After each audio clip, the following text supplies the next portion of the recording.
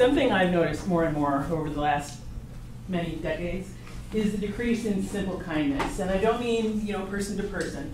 I mean, like community kindness.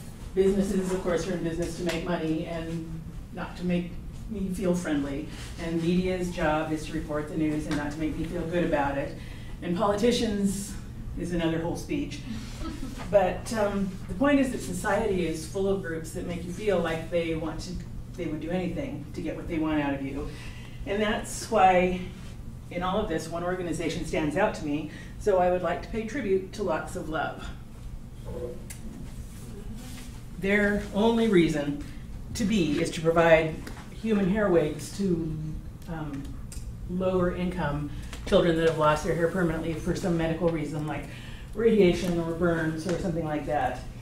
Children who've been seriously ill can have a really difficult time fitting back into their society as it is, and being bald and being teased about being bald can make it even worse. But regular wigs don't work very well for children because for one, they're too big, and for another, people pull them off. So these are made of human hair because it doesn't mat, and you can style it and wash it as much as you like. It doesn't mat and pill up and tangle like synthetic hair does.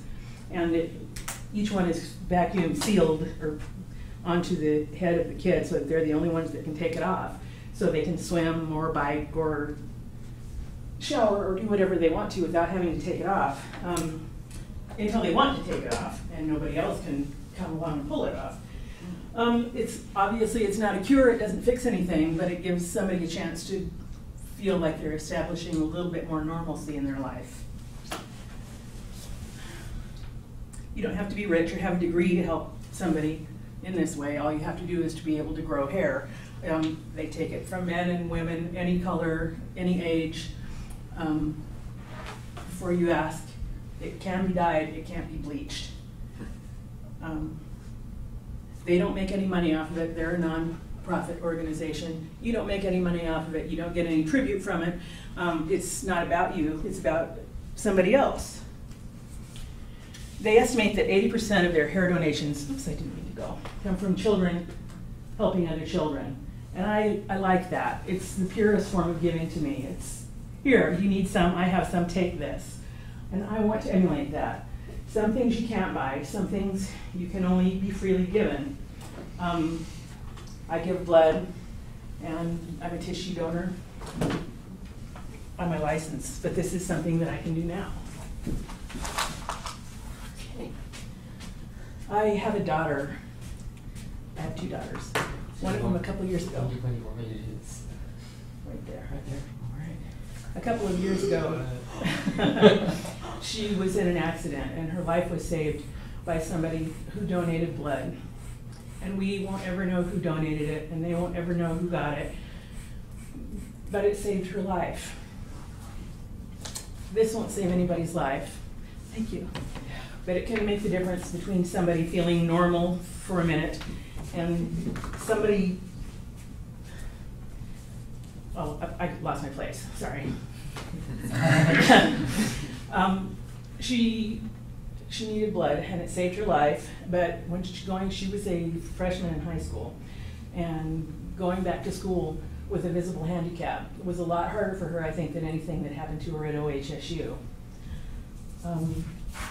We refer to our energy usage as our carbon footprint, but I think we also leave a kindness footprint. And it's so easy to say, I don't have time to do this today. It's so easy for me to make excuses.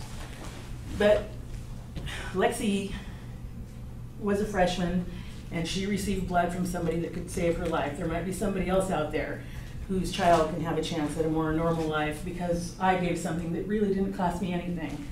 And I am grateful and thankful to Lots of Love for giving me the chance. Thank you.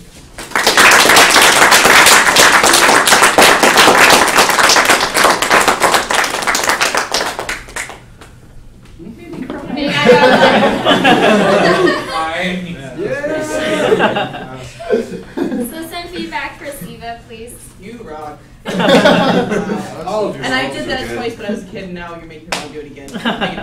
Well, there's room in here. No, not here, not here. How long does it have to be? Huh? How long does it have to be? 10 inches. No, God, no. Not that. 10 inches. I think this was like one of your best speeches. You were like really like you got really comfortable and you were able to like kind of walk around and not use your note cards as much, and so you were just really fluid throughout your whole speech. That's really good. Thank you for helping me. I'd just like to thank you for taking the time to appreciate such a great value like this. That's very awesome. Actually, like, he just And I said it. I love the way you convey your feeling. Huh? I love the way you convey the feeling, give feeling to the listener. Like he bring us to have a lot of emotion, and now you drop us to the kind of, I think a little bit sad, but it's true. I understand that. Yeah. Thank you. I'll learn I more. am Don't be speechless sad. because I don't know what to say. The feeling. Anyone else? I was gonna say throughout the speech, it felt like an emotional bond was forming, only because you would get your hair cut, and I heard gasps and everything, the whole thing. And you knew it was going to happen. I still knew it was gonna happen, but even when it did happen, it was still like we all held our breath for that 1 second, and then at the same time, hearing your stories, it just that emotional connected that you established with the audience. That's what really made your speech impactful, and had give meaning to it. And then I think that was just awesome. Do they take dreadlocks? They do not, but other places do. Okay.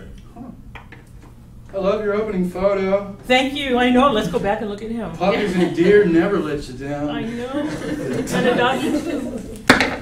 Well, Steve, I have to say I've never had a tribute to Locks of Love. I've had some to organizations before, but I've never had someone be brave and get their hair cut in front of the class and literally demonstrate, hey, this is meaningful enough to me that I'm going to do this right now. I think it's important and I love what they do, so I think that was a really nice nice way to not just say something, but let your actions be a real testament to the just respect and admiration you have for them as an organization. And thank you for sharing what you did about your family and about your daughter. I think that was a nice way, kind of like Jesse said, to have this connection to the audience for something that's so meaningful.